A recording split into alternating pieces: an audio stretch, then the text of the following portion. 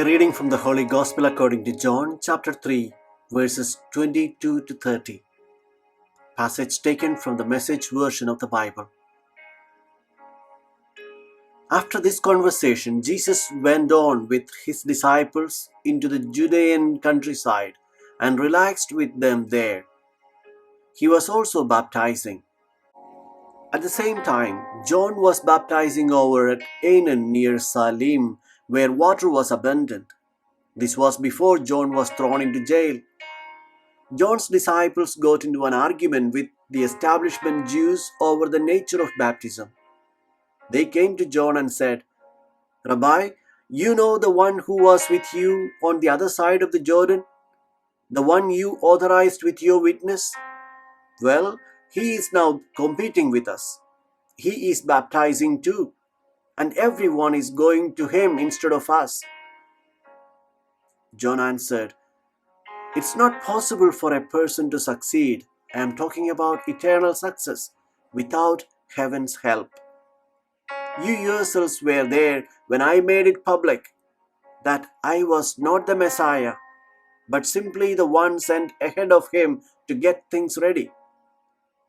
The one who gets the bride is, by definition, the bridegroom.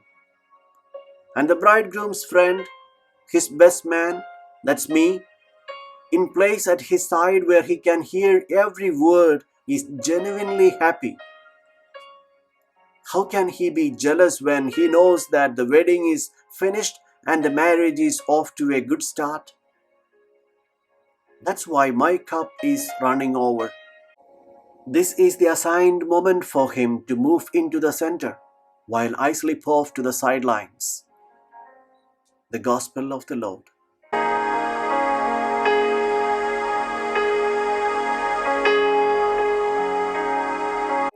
Reflections on the Gospel according to John chapter 3, verses 22 to 30. Today's Gospel brings to us two key sentences from John the Baptist as guidelines for our participation in the life of the community, the church. Our faith in Jesus implies that we are members of one family. We cannot ignore our brothers and sisters and still claim to be disciples of Christ. When the disciples of John the Baptist find a potential threat from the baptizing mission of Jesus and his disciples, they run up to the Baptist and complain. The response of John could be a life principle. He must increase, I must decrease. This life motto must burn in the heart of every member of the church community. In our parishes and communities, in our service to the church, it is our experience that people offer their services only when their efforts and services are applauded and enhance their self-importance. We claim to serve Christ, but if we have our status compromised by criticism or see someone less capable moved ahead of us in rank, our hearts crumble in disappointment and we withdraw from the scene. Moreover, we wait for opportunities to criticize everyone else for their lack of competence and the poor quality of the job done. Every day we must look into our hearts to see if they are mirrors reflecting back our self-centered motivations, or if they are windows to the heart of Christ in the world, centered on love, humility, and service. John says, "He rejoices greatly at the voice of the bridegroom."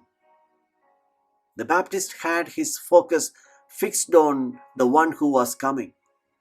As the best man in a wedding feast, he eagerly awaits the appearance of the bridegroom.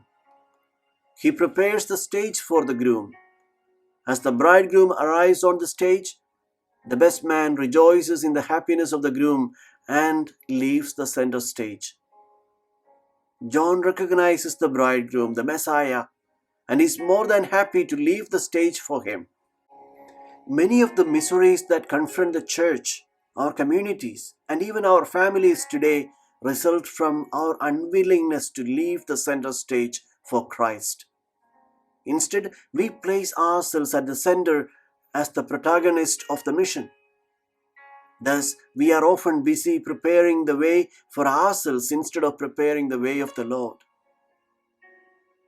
We pray together today, Lord, help me grow in the virtue of humility and joyously place myself at the service of others.